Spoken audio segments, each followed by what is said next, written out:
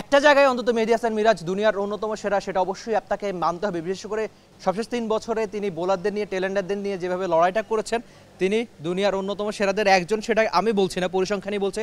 সবশেষ 3 বছরে 7 বা 8 নেমে যারা সবচেয়ে বেশি রান করেছেন মেহেদী হাসান মিরাজ তাদের একজন। 800+ রানের কথা যদি আপনি হিসাব করেন, সেখানে Australian wicket keeper Alex Carey কিংবা পাকিস্তানের সালমান আলী আগা রয়েছেন, আর অন্য নামটা বাংলাদেশের মেহেদী হাসান মিরাজ। আজকের এই চট্টগ্রামেও দারুণ একটা 50 করেছেন, সেটা টেলেন্ডারদের নিয়েই লড়াই করে।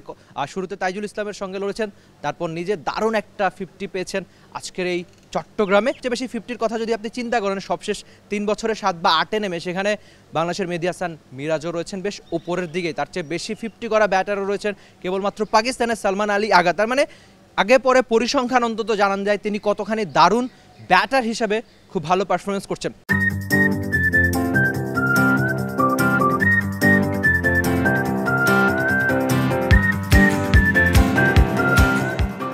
তার ক্যারিয়ার তো শুরু হয়েছিল 2016 সালে। তার ক্যারিয়ারের প্রথম 5 বছরে তিনি 50 পেয়েছেন মাত্র 3টা, সেখানে 2024-এ 50 করেছেন 4টা। সেই 24-এর ফর্মটা হয়তো তিনি 2025-এও ধরে রাখতে চাইবেন, বিশেষ করে ব্যাট হাতে। আজকেও টেলেন্ডারদের নিয়ে লড়াই করছেন। আমরা আগে পরে দেখেছি যে বাংলাদেশি ব্যাটাররা খুব বেশি টেলেন্ডারদের নিয়ে লড়াই করতে পারেন না। তারা কি করেন, বোলারদের স্ট্রাইকটা দিয়ে দেন, তো তখন বোলার আউট হয়ে যায়। আর মিরাজ এক্ষেত্রে দারুণ একটা চালাকিটা করেন, নিজে অনেক বেশি স্ট্রাইক থাকেন। মিরাজ বোলার হিসেবেও তো দারুণ, সেটা ঘরের মাটিতে স্পিন উইকেটে তো তিনি সবসময় অবিশ্বাস্য পারফরমেন্স করেন। আপনি সবশেষ সিলেট টেস্টের কথা চিন্তা করতে পারেন, যেখানে মেহেদী হাসান মিরাজ বাংলাদেশ হেরেছে বটে, কিন্তু 10টা উইকেট পেয়েছেন এই অলরাউন্ডার। তো সিলেটে বল হাতে দারুণ করা, এই চট্টগ্রামে আবার ব্যাট হাতে দারুণ করা। আজকে একটা 50 পেয়েছেন বটে, তবে এই চট্টগ্রামেই এর আগে টেস্টে তিনি সেঞ্চুরি করেছেন উইন্ডিজের সঙ্গে। নিশ্চয়ই আরেকবার একটা দারুণ ইনিংসই হয়তো মেহেদী হাসান মিরাজ খেলতে পারবেন। বাংলাদেশ যে লিড 130 পার করেছে, সেটা একজন মিরাজের কৃতিত্বেই। আপনি অন্তত মানছেন যে টেলেন্ডারদের নিয়ে লড়াই করা ব্যাটারদের মধ্যে মেহেদী হাসান মিরাজই সেরা, নাকি অন্তত তার পরিসংখ্যান তার পক্ষেই কথা বলে?